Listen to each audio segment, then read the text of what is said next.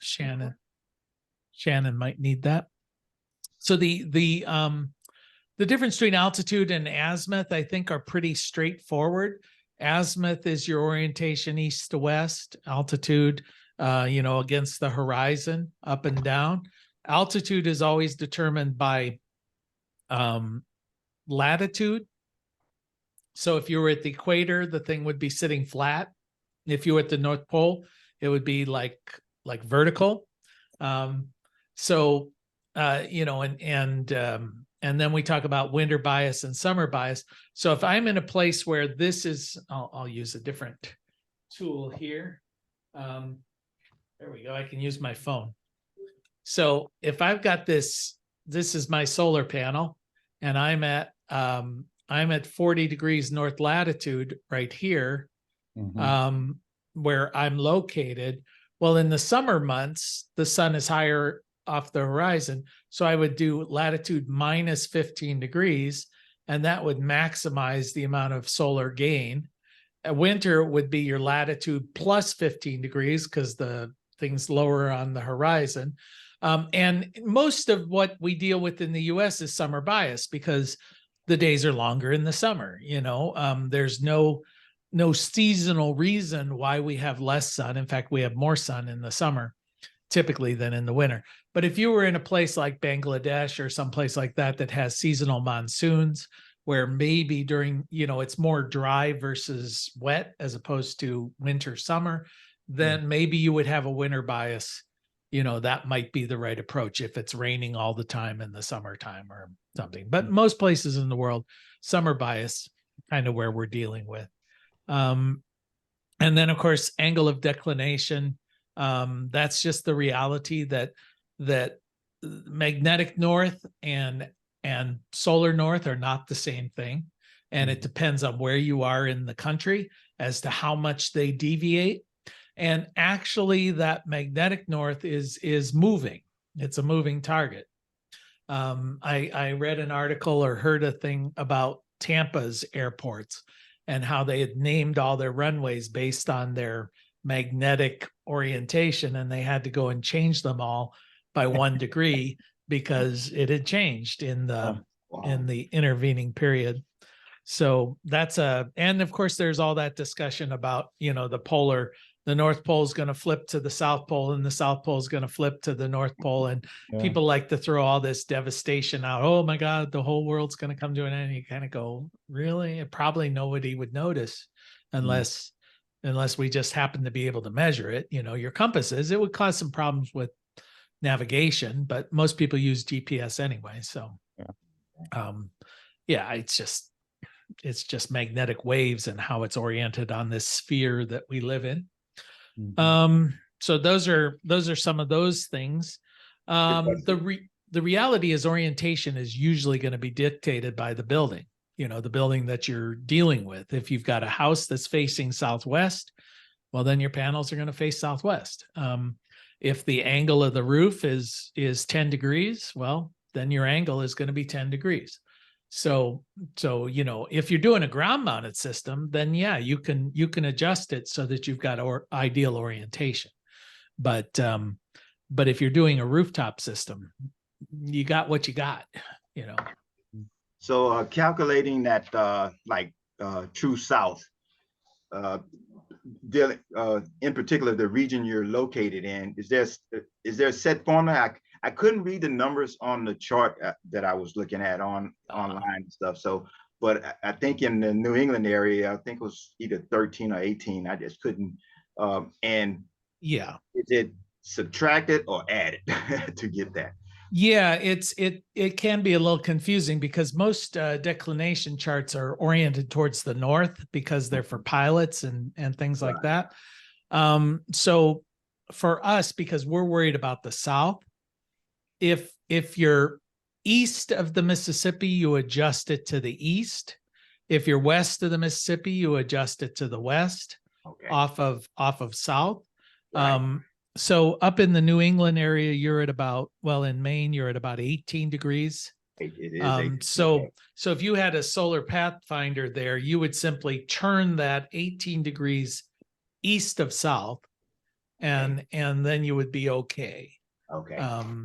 So it lines up with the Mississippi River primarily. So 0 and 0 is the Mississippi River, more or less. So if you're east of the Mississippi, you adjust to the east. If you're west, you adjust to the west. Okay. Great. But yeah, Maine, you've got that's quite a difference, 18 degrees. It is very much so. Yeah. So that could be as much as, 10% of your gain there. So that's something, or I guess 5% would be your loss there on that. That's another thing that people are always surprised about is the east versus west is going to be about 20% difference. So, or east versus south, I should say. So if you're orienting true south, solar south, you will get 20% more energy than if you're orienting east or west, solar east or solar west. Well, that's a lot, but it's not necessarily a game changer. We get a lot of barns and buildings that are an east-west orientation, and they go, well, it's not suitable for solar because it doesn't face south. And you go, well, you can still do it. You just got to add 20% more panels. Everything else is going to be the same. You still have one inverter, the same amount of wire, the same amount of conduit, the same disconnects. So the cost addition is not 20% more. It's just 20% more panels.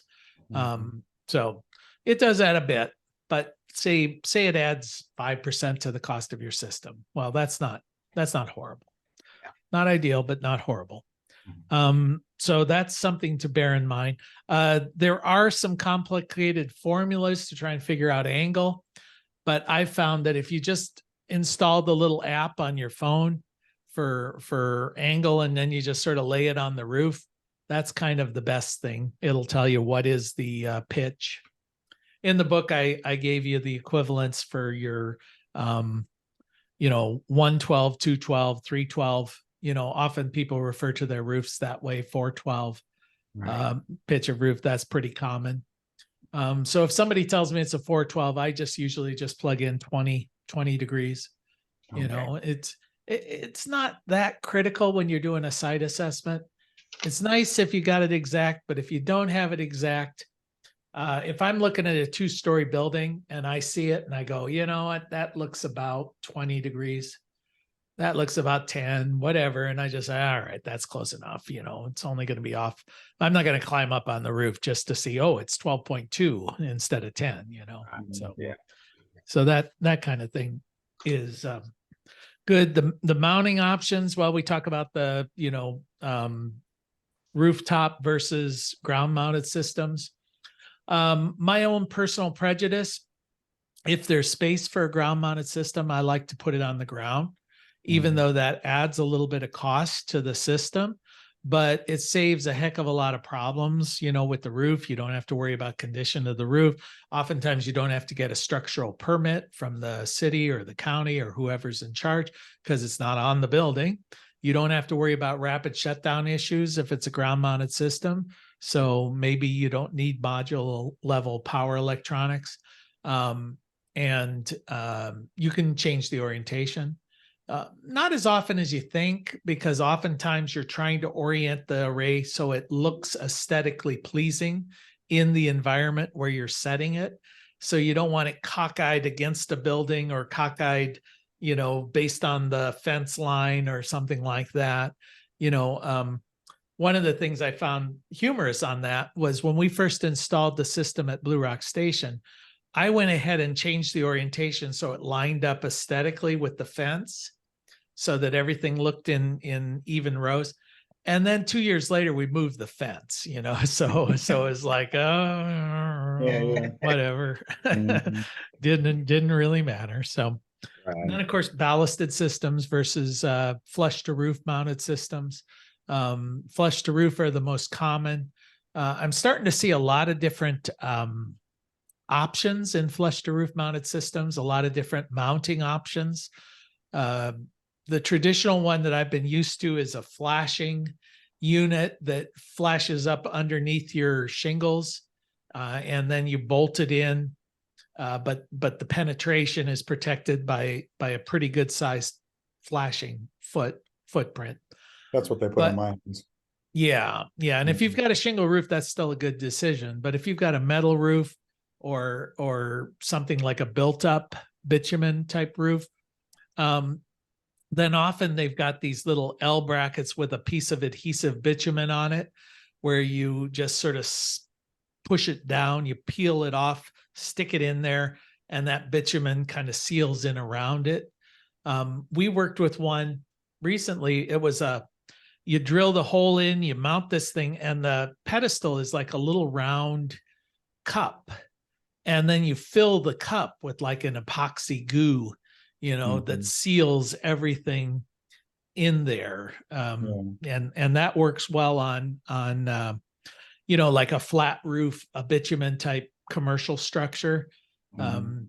And then I just saw a mounting system advertised where if you're in a place where the roof sort of transitions, it goes from one angle and then goes to a flatter angle. Normally you'd set that thing up in two different arrays essentially, but in this one, it actually had the ability to sort of flex so that the angles could be adjusted. Wow. So that was kind of interesting. I mean, everybody's looking for their shtick to sell you their product. So Yeah. so that's part of your site assessment needs that you're going to be doing. If you go out and do this kind of thing for yourself or for other people, the remote site assessment is becoming more and more important. And I'll try and steer you. I'm going to share my screen here. Let's see. I hadn't really planned this, so I'll have to jump in. Where is share the screen? I thought it was in that. Share note, share whiteboard. Oh, there it is. All right. So if I jump into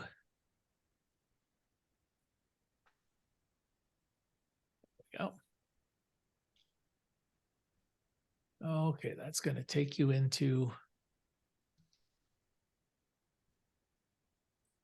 trend. I want to, are you seeing like my calendar with all the things I got to do? Yes. Yeah.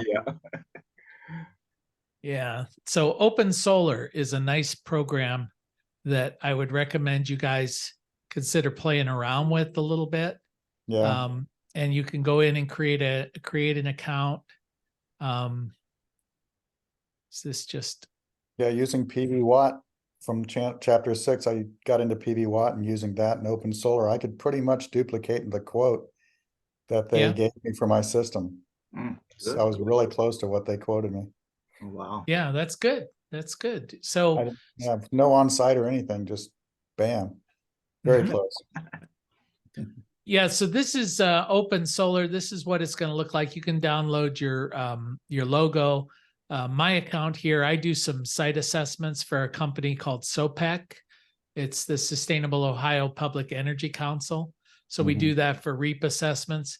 So if I were to plug in just an address, let's say, I don't know, which one of you guys wants to look at your house? Yeah, you can look at mine. Okay, what's your address? 103 Old Ocean House Road. Cape Elizabeth. Yep, Cape Elizabeth. All right, there you are. Yep, That looked like your house. that sure is. Yep. Okay, so you can zoom in on it. Mhm. So if we're saying, okay, where would we put solar? Well, right off the bat, I see a couple of options. You can put it on your roof. Your roof looks pretty good. Looks like you might have a couple of shade trees there in front that might cause a little bit of problem someday unless they're ornamentals or Yeah, that one something. below is going to get cut down. Okay. The one Another right. option is going to be like your parking area if you wanted to put a solar, ground mounted solar Right. canopy there, solar carport. But Mhm. let's assume that we're talking about your house, Yeah. and I got to remember how this is all done. I've got you guys blocking. So if I say create a project, The nice thing about this particular system is it's all free.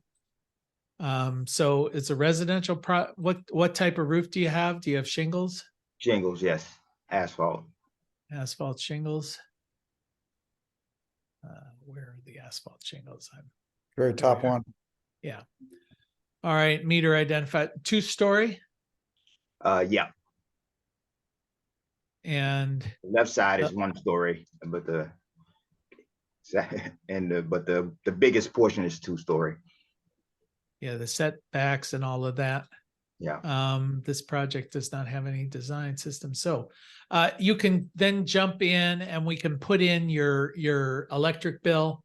You know, we would simply get a copy of your electric bill. Typically, it's going to give us 12 months of activity, and you can simply go in and make those modifications. If I come in and I say monthly, then it just lets me plug in month by month by month by month. And then it'll give me a usage that'll look something like this. Right. You know, it just came in with some default. But rather than plug in all of those, we'll simply just take whatever's here. Yeah, it averages about, I just looked at mine, at least for the past 2 years, and it's about 38 per day, kilowatts per day. So I think that's about 1,100-1,200 per month. A month. Yeah. And that's not too far off normal, you know, for residential in the US. So it would be about maybe twice what we've got here. Yeah. Then they have this where you can select the tariff. It's telling me you use central main power. Yep. I've found that these things don't work very well. You can go in here and it's going to tell me, okay, central main power has all these different types of services. So I could select residential, and in theory, it's going to give me your electric rate, but I don't think the databases are very well maintained. So I usually go in and just calculate a flat rate. I just take the electric bill and divide it and figure out what your rate is. Often it's not a bad idea to do a couple of months of that, and you're going to come in what, 14 cents, 13 cents, 12 cents. Here is about 20-22 cents. Oh goodness. So That's why it's in your class. Yeah. Highway robbery, legalized robbery system. I tell you, it's like double my rate, Craig.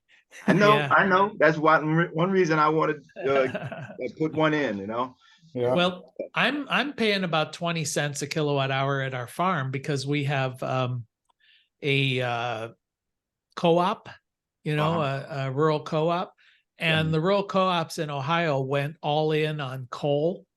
And so they were investing in coal when nobody else was investing in coal. And it just caused our rates to go from 12 cents to 20 to 23. And they're, every month I get a newsletter from them saying the reason the rates are so high is because of renewable energy. You know, it's yeah, right. Nice one. Nice little gaslighting they got going on. Yeah. And then they talk about their Christian values and how they're helping those Black people in Africa, kind of thing, find Jesus or something. And their cousins live in West Virginia. Yeah, I'm going, really? What is? Come on, guys. People. You know? Yeah. So anyway, so that's our rural electric co-op system. So now that we've set up all of those kind of things, I don't know what it's giving me a 3D model. I didn't ask for that, but that'll be, oh, that's interesting. There's your house. That looks pretty weird. Yes. I don't like that at all. I've never seen that. It needs that needs a little bit more AI input to make it more real. Yeah. How do I get back? You were there. If you click back where you just were in that view. In the view? On the plus view thing, you were there. Yeah, I know. Down here next to the 3D on the bottom. Oh, plus. Yeah, now there's a little drop down. And you can do 2D. Yeah. Oh, that's interesting. Oh, that's even better. That one's, yeah, It's got me in, let's see if none.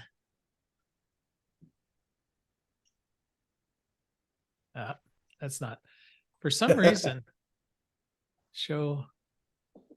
Oh, this is all the ground imagery. This is something they've just added because Google Yeah, just talked about all of the API imagery. Yeah. I mean, they have all the details of every street in the United States plus some. So Yeah. both the ground level as well as above. So that doesn't surprise me, the detail they have there. it's probably Google Top is what I'm guessing. Right. Google It's Top is interesting what they're because looking for. this now gives you the option of Bing, which as opposed to Google. Mhm. And that's kind of fascinating. And the reason that's interesting, well, first off, Bing's image on your house is much more blurry than Google's Yeah. was. Right. Mhm. But I was just doing a project in West Virginia, and the Google image was probably 4 years older than the Bing image. And so there was a parking lot and a building and all sorts of other things that were not being Included. shown. Right. So yeah, anyway, so this is, I see. You can toggle between them. Mhm. Okay. Well, at least By gives you Google that Top. option. Yeah. That's the one I wanted. Yeah. Okay, so I can just move between them. All right, well, that's all new. So then I wanted to kind of show you, and I should have practiced with this before, but if I want to add systems, you can come in, and typically the way it works, and I'm not as familiar with this as PV Sketch, but you go in and you select your panels, and then you eventually just draw onto the roof, and it'll populate that with the number of panels that you want. Yeah, that yellow plus panels button up there on the, Yeah, let you that's if I want to add an add the panel array. down there to the roof. Oh, okay. Um, Yeah. yeah, so I There you think go. here, yeah, you can come Yeah. like that. Yeah. Well, you can get a lot of panels on that roof. Oh, look how they're tipped to the south. Oh, that's interesting. Yeah, so slope, azimuth. So I'm going to want to do the azimuth is 125, the slope Yeah, 20 degrees, let's say. like southeast. Rex, let's put that at 0. And you're probably going to want them landscape because your trusses probably go that way. Well, here's the kicker. Because that area that you're on is a 2-story, but I have this lower level, which makes it easier to install for a do-it-yourselfer, and maybe 1 or 2 additional people. Can that be also recognized and utilized too? Sure. On this lower section here, right to the left. I know I have a slight chimney coming in about 2 inches on that bottom one, but In the morning, otherwise I'm thinking of like possibly both sides and stuff, because I can literally, but in the morning you'll have like some shade. 12 feet off the ground. In the morning, you'll have some shade from the top roof onto the bottom roof. Yeah. Yeah, that's one thing I have to take consideration.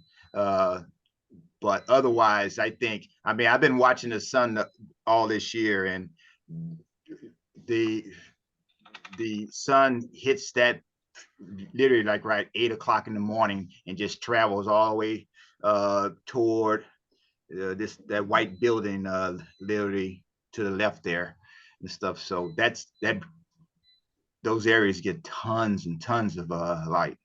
Mhm. Yeah, so you could do a little array, something like that. Mhm. There pretty easily.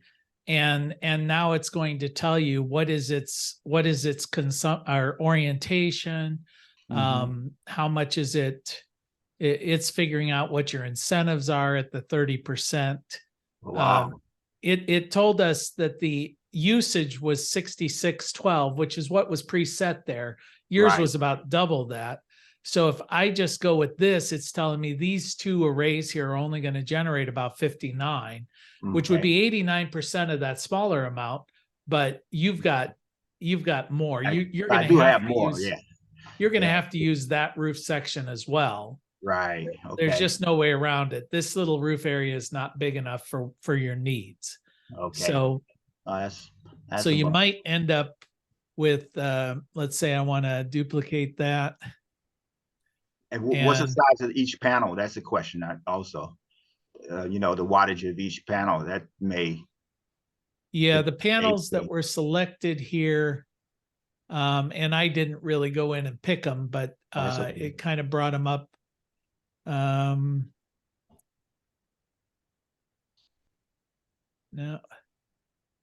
I don't know. Let me finish this here and just to see before we, because I might lose what I'm looking for. Right. All right. So let's say that's your build out. Now it's telling me that that's going to generate 11,753. So that's probably about what you were needing for the year. Right. That kind of array, because you said you were running about 11 a month or more, you know, in that range. So that's going to get you 95% or so of what you need there. Now, oh yeah, here's the panels, the hardware. Okay. If you have net metering, you need to know your annual because you don't want to do 20% more than annual. That may not be your rule in Maine, but that's my rule in Ohio. Yeah. I'll definitely check that out. Yeah. And these are Q-Cell 340s. So that's what it pre-selected there for us. If you're doing a microinverter system with IQ8s or something, it can't generate more than 300 anyway. So a Q-Cell 340 is probably pretty close to what you're gonna want. Right. And the other thing to bear in mind when we lay out these panels is you've got to leave yourself when we start getting there we go. You need 3 feet clear distance on this side, 3 feet clear distance on that side, 16 inches on the bottom, and about 18 inches on the top. Okay. So you can't go right up to the edge with these. So my guess is something like this is about as big as you're going to get on that house. Right. Which is going to get you 90% plus of what you're looking for. But you're not going to get it with just that lower level. I mean, you could put some over on this side as well. They're not going to function just as well as the others, but they'll do all right. But anyway, that's kind of how this all ends up. And then you can go in and, you know, it'll generate a proposal for you. I haven't filled in all of it, but I mean, obviously it continues.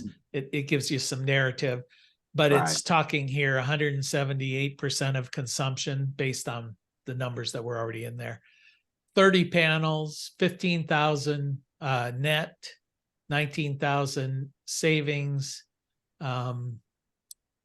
It plugged in. I wonder what it estimated was your monthly rate, because we didn't plug in a true number. Right. So, oh yeah, it's telling you your energy charges are 9 cents a kilowatt hour. So remember I said that those databases don't seem to be really accurate. You're saying you're paying closer to 20 cents a kilowatt hour. 22. Yeah. So now maybe not all of those charges are bypassable. You'll have to look at that. Right. Like your hookup fee, your accessibility fee is not bypassable. And this cost is purely the hardware itself, or is this the cost plus installation? Yeah, the cost plus installation. Typically what they're doing here, and you set that somewhere else. There is a place where you can go in and set what the cost per watt is that you want it to calculate on. So when I do one of these assessments, and like I said, I'm just not that familiar with this particular model, but I'm switching over to it, is you go in under one of these energy the old ones used to be here. Yeah, if I change this to simple flat fee, and if I change that to price of electricity is 0.22 Mhm. per watt. Where's there's a save button. Now, if I jump into my proposal, it's gonna the unsaved. You have unsaved. Please save.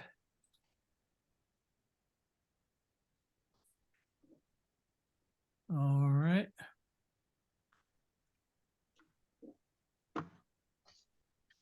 Take your time.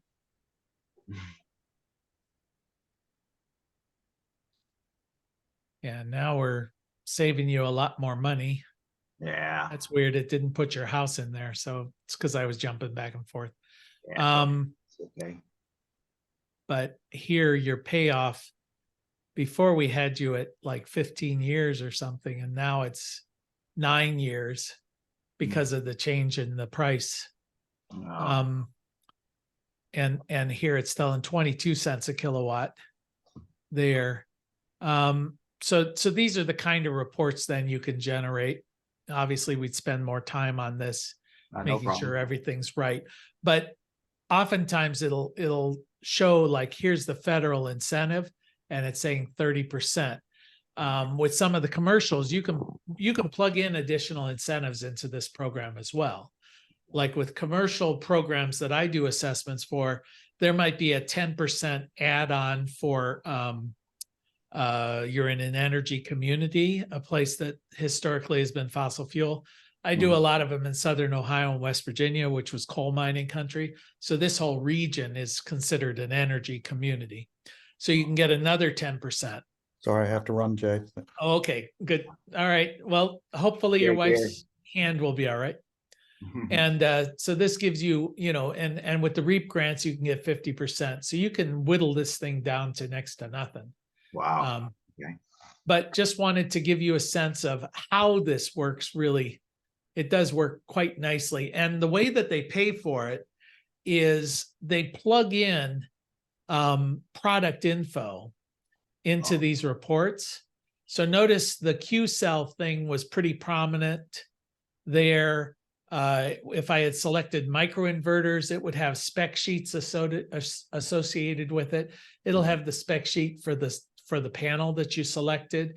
And so the product manufacturers pay Open Solar for product placement. Right. So And that's that's what makes it free. yeah. So to me, that's a pretty good deal, because a lot of these design software things can be pretty pricey. Right. So And the so I think pricing, go ahead. yeah. Oh, for the pricing, are you what was your question there? When I don't know if it was 6 or 7, but you were given some estimates for pricing out the panels and such, for a 4 kilowatt system. Yeah. Is that the standard? I mean, is that average of, because you were hitting up about $1,800 for a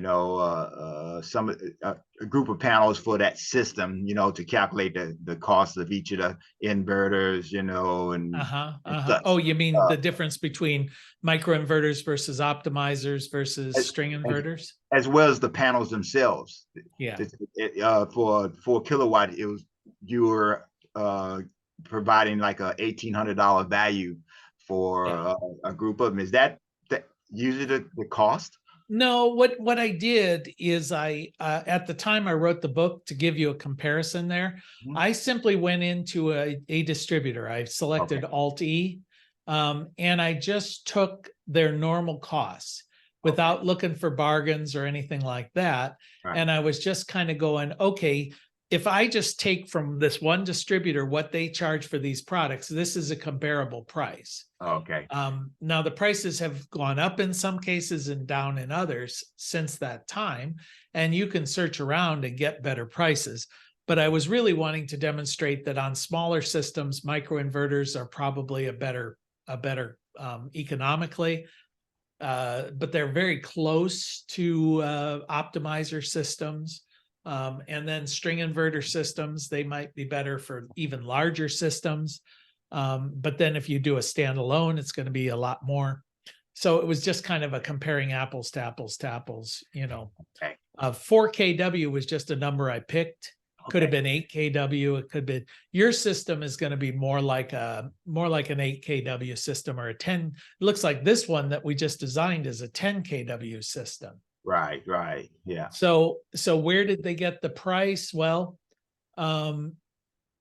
this particular one yeah, is 10 kW, and we're saying that the original cost, total price of the system, 21. Yeah, so I think this is understating what the cost would be if you hired somebody, because this is coming in at about $2 a watt. Okay. But it's going to be closer to about $2.50 to $3 a watt. That's what I thought. And I'd have to look to see where that gets added into the, because if I were doing this for real, I would just go step by step by step and make sure everything's filled in. Right. But then if you're doing it yourself, if you're installing it yourself, about half the total cost is labor and design. So you could probably do it for about $1.50 a watt. Right. Right. Yeah. So if it's 10, you're talking, say, $16,000, and then you get 30% tax credit right off the bat. So now you're down to 4,500, so 11,500. In that range, that's realistically what you would expect to pay. Okay. And this thing will save you, according to this, what's the first year? Usually it gives you a first year savings.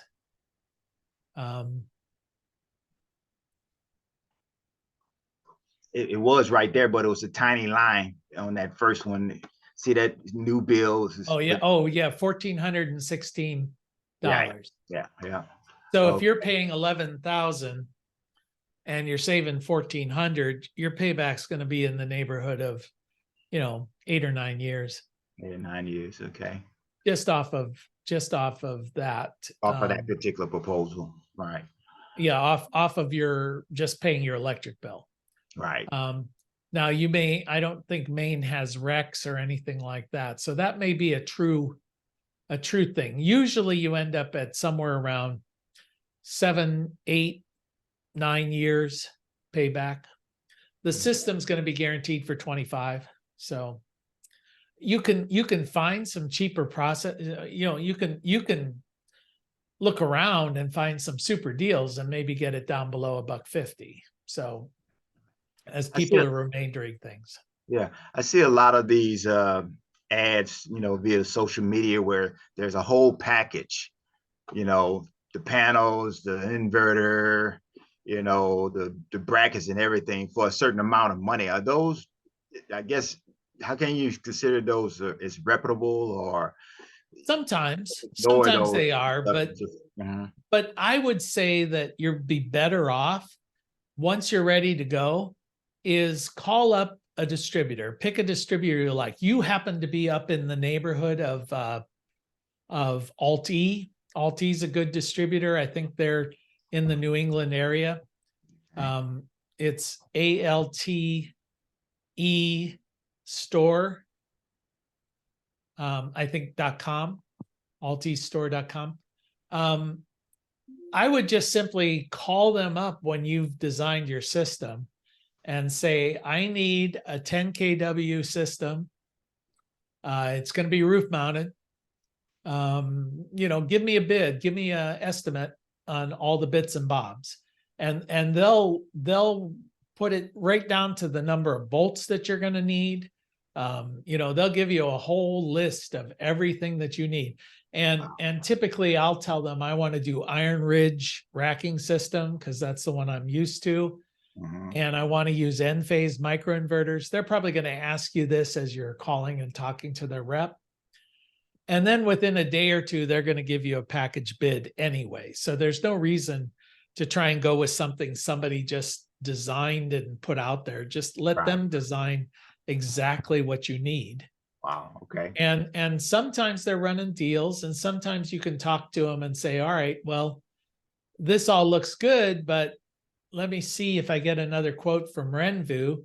And then they might go, well, you know what? We'll definitely match their price if they come in cheaper, that kind of thing. Competition. Always Yeah, brings it yeah. down. So, Yeah, excellent. Thanks. yep. And often they'll throw in a little discount in there, like, okay, the whole system's coming in at 12 grand and we're going to deduct $1,000, just because we're nice guys. Normally what ends up happening is I'll call up and say, listen, I've got $10,000 to spend. What can I get for 10,000 for this particular thing? Well, they come back with a bid for 13,000, with a $2,000 discount or something. So it was 15, but they gave me 2 off. And then I'll always say, well, I like the $2,000 discount. Now get rid of $3,000 more, because I do only have 10,000 bucks to spend. And then they're like, well, I can't give you the 10, or the 2, and it's like, okay, well, why are you giving me a bid? I told you what I can spend. But they don't believe you. They don't. They never believe you when you see it the first time. Huh? They're always trying to push that up. So, yes, excellent. So I think what I would suggest to you, is to go into Open Solar, set up an account, and then just start playing with it. It really, the advantage there is it begins to drive home why you need to understand these concepts. What are they looking for? If you need to know what the azimuth is, or the altitude, or the angle, or whatever, but getting real world response to your design changes is a nice thing. Excellent. Yeah, I agree. Yeah. Okay, doke. And and going back to some of the quizzes, and again, thank you for this and stuff, and I'm definitely going to do that. When I was doing going into the PV watt estimations for one of the quiz questions, it was the results from the online quiz were off like by 0.04 or 5 and stuff. So I don't know, do they update the PV? Yeah, the weather data, numbers? is changing, so I'll have to update that. But yeah, you'll find some of that where it's a moving target a little bit. So yeah.